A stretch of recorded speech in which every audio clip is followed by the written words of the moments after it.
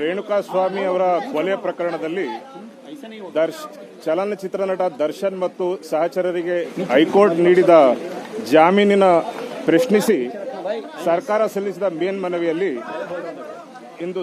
ಇಂದು supreme court ಸರ್ಕಾರದ ವಾದವನ್ನು ಒಪ್ಪಿ ನಟ ದರ್ಶನ್ ಮತ್ತು ಸಹಚರರಿಗೆ ಸಿಕ್ಕಿದ ಜಾಮೀನನ್ನು ರದ್ದುಗೊಳಿಸಿದೆ.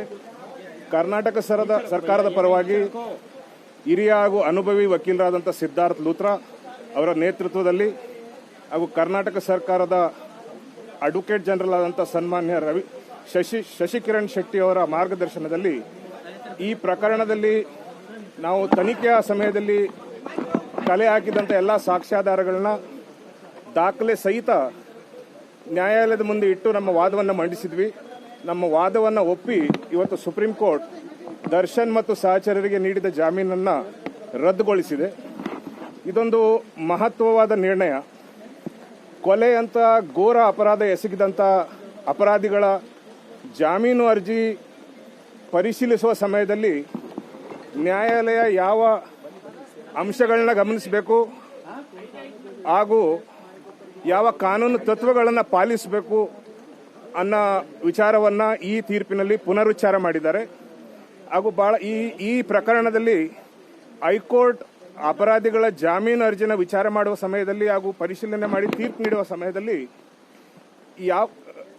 ತಮ್ಮ ವಿವೇಚನಾ ಅಧಿಕಾರವನ್ನ ಕಾನೂನು ರೀತಿಯಾಗಿ ಉಪಯೋಗಿಸಿಲ್ಲ ಅಂತ ಬಹಳ ಕಠೋರ ಶಬ್ದಗಳಲ್ಲಿ ನಿಂದನೆ ಮಾಡಿದ್ದಾರೆ. ಅದಲ್ಲದೂ ಸಹ ಸಮಾಜದಲ್ಲಿ ಯಾವುದೇ ವ್ಯಕ್ತಿ ಎಷ್ಟೇ ಶ್ರೀಮಂತ ಆಗಿರಲಿ, ಎಷ್ಟೇ ಬಲಿಷ್ಠನಾಗಿರಲಿ, ಕಾನೂನು ಎಲ್ಲರಿಗೂ ಸಮ ಅನ್ನೋ ಒಂದು ವ್ಯಾಖ್ಯಾನವನ್ನು ಸಹ ಇದರಲ್ಲಿ ಬಹಳ ಸ್ಟ್ರಾಂಗ್ ಆಗಿ ಜಸ್ಟಿಸ್ ಮಹದೇವನ್ ಅವರ ಜಡ್ಜ್ಮೆಂಟ್ನಲ್ಲಿ ಎಕ್ಸ್ಪ್ರೆಸ್ ಆಗಿದೆ. ನ್ಯಾಯಮೂರ್ತಿ ಮಹದೇವನ್ ಅವರ ಜಡ್ಜ್ಮೆಂಟ್ ಮೇನ್ ಜಡ್ಜ್ಮೆಂಟ್ಗೆ ಪೂರಕವಾಗಿ ಜಸ್ಟಿಸ್ ಪರ್ಡಿವಾಲಾ ಅವರು ಸಹ ಒಂದು ಸಪ್ಲಿಮೆಂಟರಿ ಜಡ್ಜ್ಮೆಂಟ್ನ ಹೇಳಿದರು. ಅದರಲ್ಲಿ ಮುಖ್ಯವಾದ ವಿಚಾರ ಏನಂತಂದ್ರೆ ಕಾನೂನು ಎಲ್ಲರಿಗೂ ಸಮ. ಯಾರು ಶ್ರೀಮಂತರಾಗಿರಲಿ ಬಡವರಾಗಿರಲಿ ಎಲ್ಲರೂ ಕಾನೂನು ಒಂದೇ ರೀತಿಯಲ್ಲಿ ಕಾನೂನು ಅವ್ರನ್ನ ಕಾಣ್ತದೆ. ಆದರೆ ಈ ಪ್ರಕರಣದಲ್ಲಿ ಮುಂದೆ ಏನಾದರೂ ಈ ಅಪರಾಧಿಗಳು ಜೈಲಿನಲ್ಲಿ ಪಂಚತಾರಾ ವ್ಯವಸ್ಥೆಗಳ ಉಪಯೋಗ ಮಾಡ್ತಾ ಇದ್ದಾರೆ, ಜೈಲಿನ ಆವರಣದಲ್ಲಿ ಕಾಫಿ ಕುಡಿಯೋದು ಬೇರೆ ಚಟುವಟಿಕೆಗಳನ್ನ ಮಾಡ್ತಾ ಇದ್ದಾರೆ ಅಂತ ಗೊತ್ತಾದರೆ ಯಾರು ಅಧಿಕಾರಿಗಳು ಆ ಜೈಲಿನ ವ್ಯವಸ್ಥೆಗೆ ಸಂಬಂಧಪಟ್ಟಿರ್ತಾರೆ ಅವರು ಎಲ್ಲರ ಮೇಲೂ ಸಹ ನಾವು ಕಾನೂನು ಕ್ರಮ ಕೈಗೊಳ್ತೀವಿ, ಇದರ ಬಗ್ಗೆ ಎಚ್ಚರಿಕೆ ಕೊಟ್ಟಿದ್ದಾರೆ. ಇದು ಇದ್ರ ಜೊತೆಗೆ ಒಂದು ಹೇಳಿದ್ರು ಯಾವತ್ತಿನಿಂದ ಅವರು ಹೋಗಬೇಕು ಅನ್ನೋ ಈ ತೀರ್ಪಿನ ಪ್ರಕಾರ ತತ್ಕ್ಷಣದಿಂದ ಈ 7 ಜನ ಅಪರಾಧಿಗಳ ಜಾಮೀನಿನ ವಿರುದ್ಧ ನಾವೇನು ಸುಪ್ರೀಂ ಕೋರ್ಟ್ಗೆ ಬಂದಿದ್ದೀವಿ ಅವ್ರನ್ನ ಬಂಧನಕ್ಕೆ ಒಳಪಡಿಸಬೇಕು ಅಂತ ಆದೇಶ ಮಾಡಿದ್ದಾರೆ. ಸರ್, ಈಗ ಆರೋಪಿಗಳ ಮುಂದೆ ಒಂದು ಆಪ್ಷನ್ ಇದೆಯಾ? ಈಗ ಇಮಿಡಿಯೇಟ್ ಎಫೆಕ್ಟ್ ನೀವು ಅರೆಸ್ಟ್ ಆಗಬೇಕು. ಇವತ್ತಿನ ದಿನದ ಜಡ್ಜ್ಮೆಂಟ್ ತೀರ್ಪಿನ ಪ್ರಕಾರ ಆ ರೀತಿ ಯಾವ ಅವಕಾಶನೂ ಕೊಟ್ಟಿಲ್ಲ. ನಮ್ಮ ಅಧಿಕಾರಿಗಳಿಗೆ ಆದೇಶ ಕೊಟ್ಟಿದ್ದಾರೆ, ತತ್ಕ್ಷಣದಿಂದ ಇವ್ರನ್ನ ವಶಕ್ಕೆ ತೆಗೆದುಕೊಳ್ಳಿ ಅಂತ.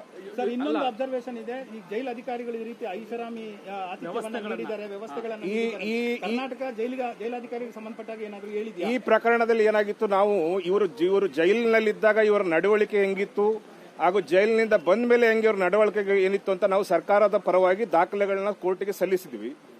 ಅದರಲ್ಲಿ ಜೈಲಿನಲ್ಲಿ ಇವರ ಮೇಲೆ 2 ಕೇಸ್ ರಿಜಿಸ್ಟರ್ ಆಗಿತ್ತು. ಈ ಮುಖ್ಯ ಆರೋಪಿ ಏನಿದ್ದಾರೆ ಅವರ ವಿರುದ್ಧ ಜೈಲಿನಲ್ಲಿ ಹಲವು ಕೈದಿಗಳ ಜೊತೆ ಇವರು ಚಹಾ ಕುಡಿಯೋದು, ಸಿಗರೇಟ್ ಸೇದೋದು, ಫೋನ್ನಲ್ಲಿ ಮಾತಾಡೋದು, ಇದ್ರ ಬಗ್ಗೆ ಎಲ್ಲ ತನಿಖೆ ಆಗಿದೆ. ಅಧಿಕಾರಿಗಳ ಮೇಲೂ ಸಹ ನಾವು ಕ್ರಮ ಕೈಗೊಂಡಿದ್ದೀವಿ.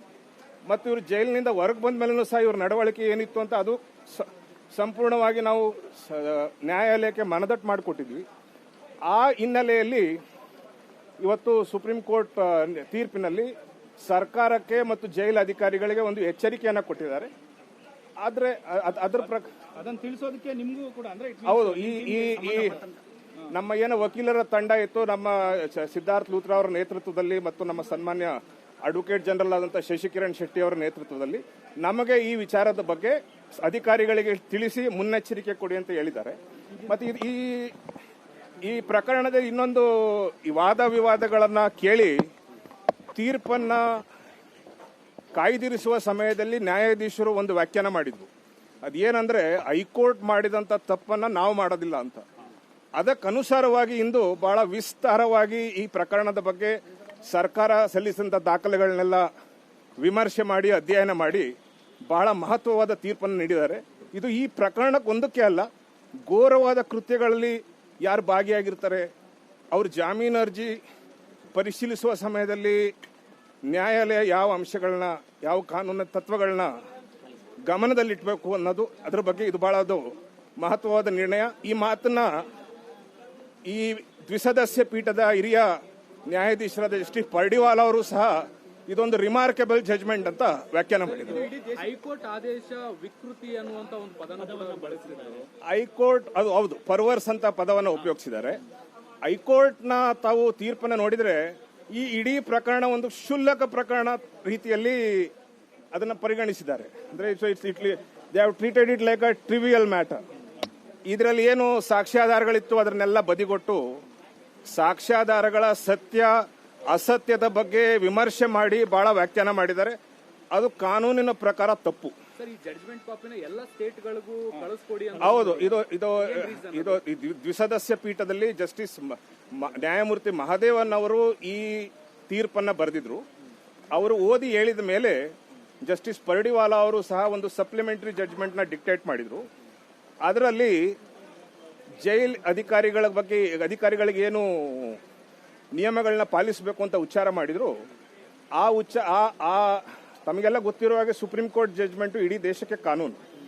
ಈ ತರ ಕೇಸ್ಗಳಲ್ಲಿ, ಈ ತರ ಸಮಾಜದಲ್ಲಿ ಪ್ರಭಾವಿ ವ್ಯಕ್ತಿಗಳು ಅಪರಾಧ ಮಾಡಿದಾಗ ಜೈಲಿನಲ್ಲಿ ಅವ್ರನ್ನ ಯಾವ ರೀತಿ ನಡೆಸಬೇಕು, ಅವರು ಸಾಮಾನ್ಯರೇ, ಅವರೇನು ಬೇರೆ ಕೈದಿಗಳಿಗಿಂತ ಏನು ಬೇರೆ ಇಲ್ಲ, ಎಲ್ಲರಿಗೂ ಸಮಾನವಾಗಿ ನಡೆಸಬೇಕು ಅಂತ ಏನು ನಿಯಮಾವಳಿಗಳನ್ನ ಹೇಳಿದ್ರು ಅದನ್ನ ಎಲ್ಲಾ ರಾಜ್ಯಗಳಿಗೂ ತಲುಪಿಸಬೇಕು ಅಂತ ಹೇಳಿದ್ದಾರೆ. ನೆಕ್ಸ್ಟ್ ಪ್ರೊಸೀಜರ್ ನಮ್ಮ ಅಧಿಕಾರಿಗಳ ಜೊತೆ ಸಮಾಲೋಚನೆ ಮಾಡ್ತೀವಿ. ಇವರು 7 ಜನ ಎಲ್ಲೆಲ್ಲಿದ್ದಾರೆ ಏನು ಅಂತ ವಿಚಾರ ಮಾಡಿ ಅವ್ರನ್ನ ವಶಕ್ಕೆ ತೆಗೆದುಕೊಳ್ಳುವ ಕ್ರಮ. ನ್ಯಾಯಾಲಯದ ತೀರ್ಪಿನ ಪ್ರಕಾರ ನಾವು ಫೋರ್ತ್ ಇವ್ರನ್ನ ಕಸ್ಟಡಿಗೆ ತಗೋಬೇಕು. ಇವ್ರಿಗೆ 1 ವಾರ 10 ದಿನ ಟೈಮ್ ತಗೊಳ್ಳೋಕೆ ಏನಾದ್ರು ಅವಕಾಶ ಸಿಗುತ್ತೆ? ಅದು ಅವರು ಸುಪ್ರೀಂ ಕೋರ್ಟ್ ನ ಮೊರೆ ಹೋಗ್ಬೇಕಾಗ್ತದೆ. ಆತರ ಏನಾದ್ರು ಸಮಯ ಬೇಕು ಅಂತಂದ್ರೆ ಅವರ ಪರವಾದ ವಕೀಲರು ಯಾರು ಸಹ ಇವತ್ತು ನಮಗೆ ಸಮಯ ಕೊಡಿ ಅಂತ ಏನು ವಿನಂತಿ ಮಾಡಿಲ್ಲ ಕೋರ್ಟ್ಗೆ. ಸೊ ಹಂಗಾಗಿ ಇಮಿಡಿಯೇಟ್ ಹೌದು. Okay sir, okay sir.